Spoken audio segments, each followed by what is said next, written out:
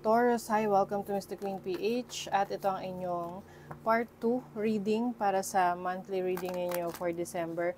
So this is focused on your money, career, finances. Ang inyong kaperahan. Ayan. Paalala lang, ang reading na to ay general reading, so maaari kayong makarelate, maaari hindi, just take what resonates. Pa-follow, like, subscribe na rin para lagi kayong updated sa ating mga readings. Okay, Taurus, let's see. What's the energy for Taurus sa kanilang kaperahan ngayong December? Overall energy, the 8 of Pentacles. December is a busy month for you. Sa trabaho, sa business, maaring meron kang wino-workout, no? Meron kang project. Kung ikaw ay may sariling negosyo, meron kang meron kang bagong ilo-launch na product or services. If this is about your career, meron kang goal, may parang ihahabol ka na performance mo sa December. Your challenge is the 4 of Pentacles, which is about stability ng inyong finances. So, pwedeng merong mga some issues sa family, sa bahay, meron kang kailangang ipaayos, may pagkakagastusan ka. You have the Ace of Pentacles as your opportunity. So this is a new beginning.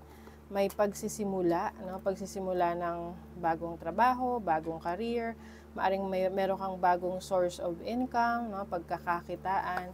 Your blessing is the 5 of Wands. So this is competition.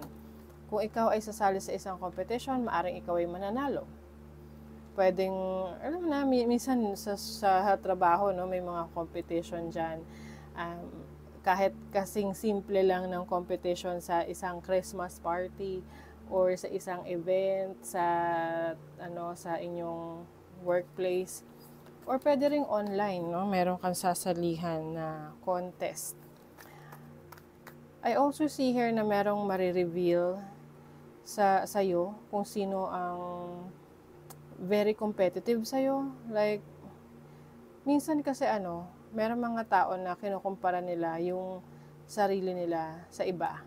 So, maaring merong person na kinukumpara yung buhay niya sa'yo at gusto kang mas malamangan.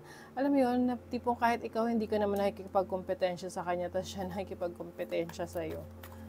Okay, let's see. What is the 8 of Pentacles? The 2 of Swords. Ayan, so making decisions. Maaring may dalawang options ka na available ngayon sa trabaho, sa business, sa career mo. At pumipili ka ngayon kung saan ka mas magpo-focus. Kasi syempre, ayan ang 8 of Pentacles is about focus. Focus on something that will bring you more. O merong maibibigay sa'yo, merong kang kumbaga merong mas magandang resulta. 'Di ba? Halimbawa, dalawang sitwasyon, saan ka mas kikita, saan mas worth it yung efforts mo, yung knowledge mo, yung sacrifices mo, no? Pagdating sa trabaho, sa career mo. So, maaring pipili ka ng isa na kung saan doon ka mas magbibigay ng focus at attention. What is the 4 of Pentacles? You have the Sun. This is about happiness and confidence. I think, no, pagdating sa kaperahan mo, i-challenge mo yung sarili mo kung paano mo mas maaabot yung goal mo. Like yung goal mo na, let's say, yung goal mo na savings, 'di ba? Na kailangan by December na achieve mo na yung goal mo para sa savings mo. Or kailangan by December matapos mo na yung renovation. So you are challenging yourself, no, to achieve yung mga gusto mong ihabol na goals ngayong December. Now, your opportunity, the Hierophant, this is about mentorship, learning. So, maaring itong opportunity mo na nagsisimula, kumbaga hindi ka papasok sa ganyang sitwasyon nang wala kang alam. So, ang gagawin mo, mas magre-research ka, may mga pag-aaralan ka, may mga taong tatanungin ka about that information or about that new beginning. Pwede tong sa work na halimbawa, nagsisimula ka pa lang, syempre hindi ka pa ganun kapamilyar sa kalakaran, no? Doon sa trabaho na yan. So, someone is going to help you, i-share niya yung knowledge niya, yung skills niya sa'yo. And if this is about, starting a business, maaring ikaw ay mayroong magiging mentor, coach, na magbibigay sa'yo ng guidance kung paano mo sisimulan at ipagpapatuloy yung iyong negosyo. Some of you naman, kung kayo ay experienced na, no? Kung kayo experienced na, let's say, meron ka na-master mo na ang isang skill, ang isang talent. So, meron kang opportunity ngayong December na i-share naman yan sa iba. And sa pamamagitan ng pag-share na yan, pwedeng kumita ka, i-monetize mo. Let's say, magaling kang sumayaw or magaling kang kumanta. So, magtatayo ka ng business na dance studio o kaya singing studio o ganyan. Or anything na mapagkakakitaan mo base sa kaalaman mo at sinishare mo sa iba. May pagka-teacher, coach energy. Okay? Also, your blessing is the Page of Wands. This is exploration. This is also freedom. So, kung meron mang mga limitasyon sa'yo ngayong December, ikaw ay kumakawala na sa limitasyon na yan. Mas malaya ka nang magawa yung gusto mo. Mas marami kang ngayong ideas na gusto mo pang i-explore. Which is maganda, diba? Dahil hindi ka na limited. You have more resources. You have more opportunities. Yung iba sa inyo, may mga places kayong mapupuntahan ngayong December that you've never been to. So, parang bagong experience to para sa'yo. Harvest. Harvest time. Ito yung panahon ng pag-ani sa mga bagay na sinimulan mo or trinabaho mo ng mga nakaraan. Yung iba, syempre, harvest time, ito yung time na makaka-receive kayo ng bonus or dividendo. And also, yung mga, investments, ayan.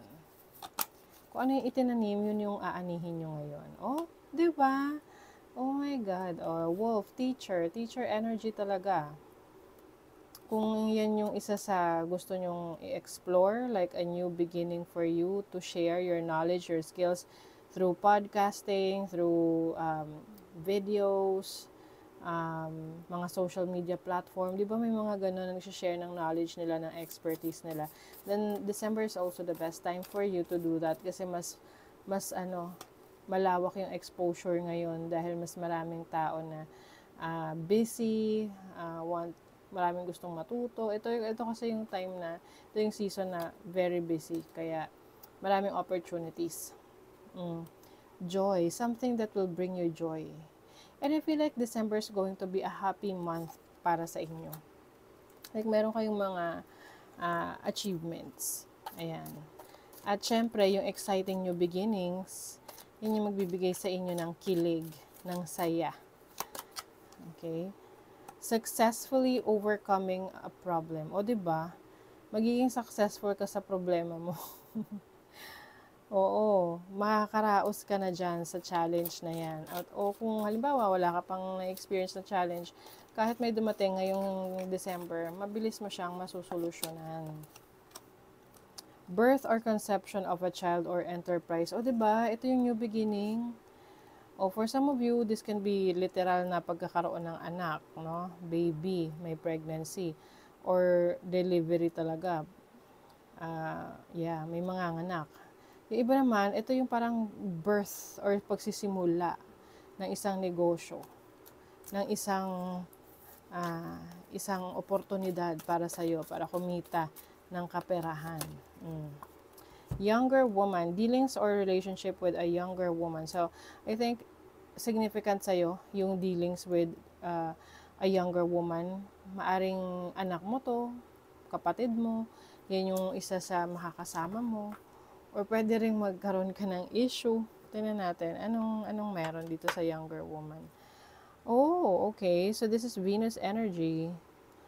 Venus is the planet of love. This is about affection, comfort, and money. So, maaring merong importanteng tao sa buhay mo na mas bibigyan mo ng attention ngayong December, or ito yung makaka-partner mo or business partner mo or mentor mo, tutulong sa'yo. The time is right to release old patterns and energies. You are ready to embrace change. Yan, 'di ba? Ready ka na raw na mag-embrace ng pagbabago. Now is the time to get out into the world and connect in authentic ways. Time. Now is the time. 2 beses sinabi yung time. You are ready raw to release old patterns and embrace change, at mas magko-connect ka ngayon in more authentic ways. So, mas totoo ka sa sarili mo. So, that is your reading, Taurus. Thank you so much. See you again.